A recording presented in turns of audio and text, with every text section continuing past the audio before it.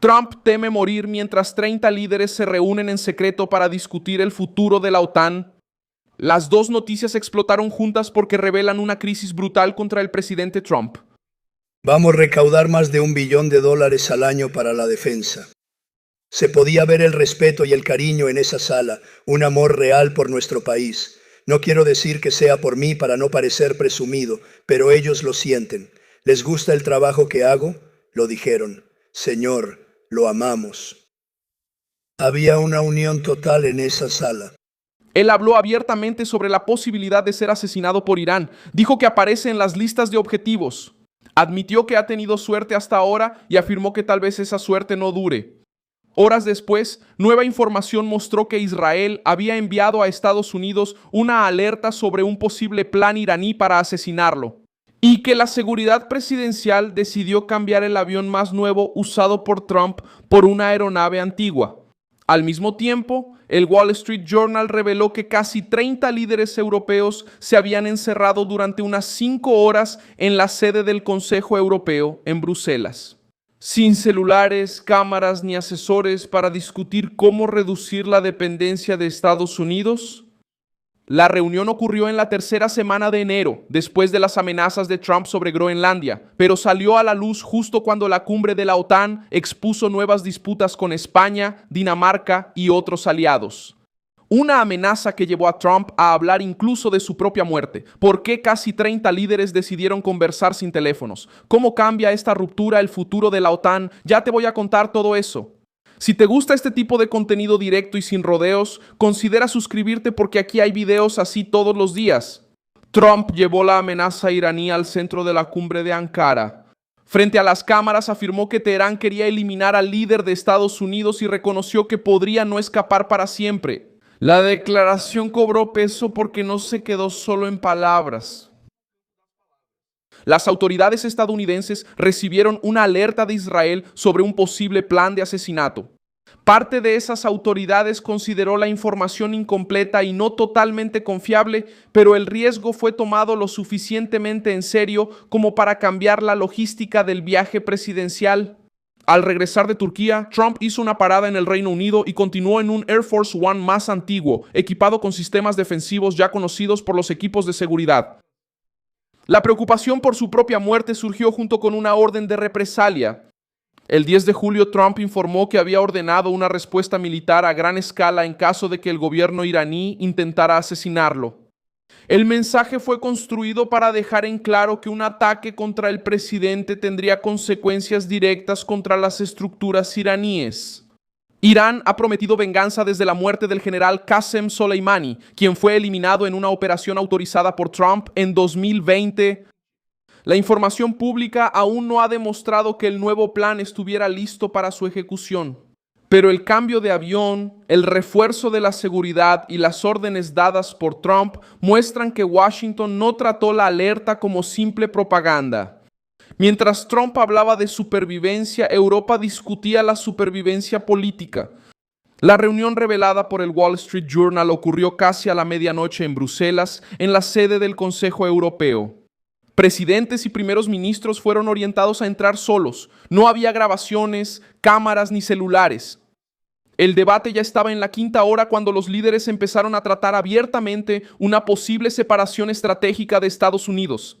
El encuentro no fue una cumbre oficial de la OTAN, pero reunió a jefes de gobierno que forman el núcleo europeo de la alianza y discutieron cómo actuar en caso de que Washington dejara de... Al sentirse en confianza con algunos participantes, llamaron a esa noche una sesión de terapia. Tal era la tensión acumulada. Emmanuel Macron abrió la parte más dura de la conversación. Según participantes consultados por el reportaje, el presidente francés afirmó que Europa necesitaba trazar un límite y que no había vuelta atrás. La evaluación era que la dependencia militar, económica y tecnológica de Estados Unidos se había convertido en un riesgo de seguridad. El primer ministro de Bélgica fue aún más agresivo y advirtió que Europa podría convertirse en una esclava miserable de Washington. Giorgia Meloni no estuvo de acuerdo. La primera ministra de Italia argumentó que Trump aún podía ser convencido y que romper con Estados Unidos sería un error. La reacción de Meloni mostró que el bloque no estaba unido contra el presidente estadounidense. Pero el simple hecho de que la conversación haya ocurrido reveló el tamaño de la desconfianza. En realidad, creo que ella es una persona agradable. Tuvimos una buena charla, tuvimos una mala relación, empeoró un poco porque ella se negó a ayudarnos. De nuevo, no la presioné mucho, pero ella se negó a involucrarse con el estrecho de Hormuz, o también puedes decir, solo con Irán.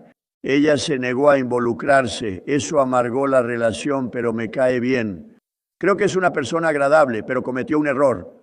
Hacemos esto porque creemos que es algo importante que debemos hacer, pero simplemente no estuvo ahí para nosotros y eso no me hizo feliz. Puedes imaginar que eso no me hizo feliz. Groenlandia fue el detonante más peligroso. Trump volvió a defender el control estadounidense sobre el territorio autónomo vinculado a Dinamarca y justificó la presión con la creciente presencia de Rusia y China en el Ártico. Para Copenhague, la amenaza afectó directamente la soberanía danesa. Para los gobiernos europeos, el riesgo fue aún mayor. Un miembro de la OTAN empezó a discutir el control de una zona perteneciente a otro aliado. Tropas francesas llegaron a Groenlandia junto con fuerzas danesas durante la crisis de enero. Después, Mark Rutte buscó transformar el enfrentamiento en un plan conjunto de seguridad en el Ártico llamado Arctic Center, con la participación de Estados Unidos, Canadá y aliados europeos de la región. Las conversaciones sobre inversiones y presencia militar continúan entre Washington, Groenlandia y Dinamarca. La cumbre de Ankara mostró cómo funciona esa tensión frente a las cámaras. Trump llegó atacando a los aliados. Criticó al Reino Unido, Alemania, Francia e Italia por no apoyar como él quería las operaciones contra Irán. Llamó a España una socia terrible. Ordenó la interrupción del comercio con Madrid y volvió a amenazar con retirar las tropas estadounidenses de Europa.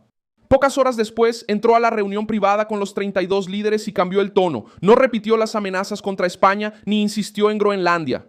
Al salir, habló de amor, respeto y unión. Todos han sido geniales, sinceramente. ¿Saben por qué? Porque respetan a nuestro país de nuevo. Se reían de nosotros. Pensaban que éramos un montón de tontos. Veían a un presidente que ni hablaba ni caminaba. Fue un desastre. Perdieron el respeto por nosotros, pero ahora tienen más respeto por nuestro país que nunca.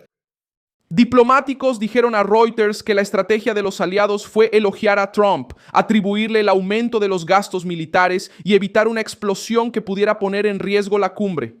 Mark Rutte asumió el papel de principal gestor de la crisis. El secretario general le dijo a Trump que él había transformado la OTAN al presionar a los europeos para que gastaran más en defensa. También afirmó públicamente que vio una enorme unión entre los 32 líderes. Cuando un reportero danés le preguntó si quedarse callado ante las amenazas contra Groenlandia y España afectaba su amor propio, Rutte volvió a elogiar a Trump y defendió el trabajo conjunto en el Ártico. A Rasmus Tvemo, de la agencia de noticias danesa, de la agencia de noticias danesa, Ritzal. Mark, estuviste con Trump en momentos en que él hablaba de comprar Groenlandia, atacar aliados y iniciar guerras comerciales, cosas que el antiguo Mark Rutte no aprobaría. ¿Eso afecta tu amor propio al estar sentado a su lado sin decir nada? Sabes, lo que siempre hago es reconocer cuando el elogio es merecido. Y creo que debemos elogiar a Donald Trump por el hecho de que la OTAN está mucho más fuerte. Claro, eso tiene que ver con la amenaza rusa, tiene que ver con la guerra en Ucrania, pero también tiene mucho que ver con el presidente Trump. Entregando ahora lo que desde Eisenhower Estados Unidos ha intentado lograr, igualar los gastos entre Estados Unidos y Europa. Y eso hace que Europa sea más fuerte, hace que Europa sea más relevante para Estados Unidos como socia. Entonces ese es el carácter transformador de esta cumbre. La elección quedó expuesta: evitar el enfrentamiento directo con Washington, preservar la presencia militar de Estados Unidos y entregar resultados que Trump pueda presentar como una victoria. Los números ayudaron a Rutte a calmar al presidente.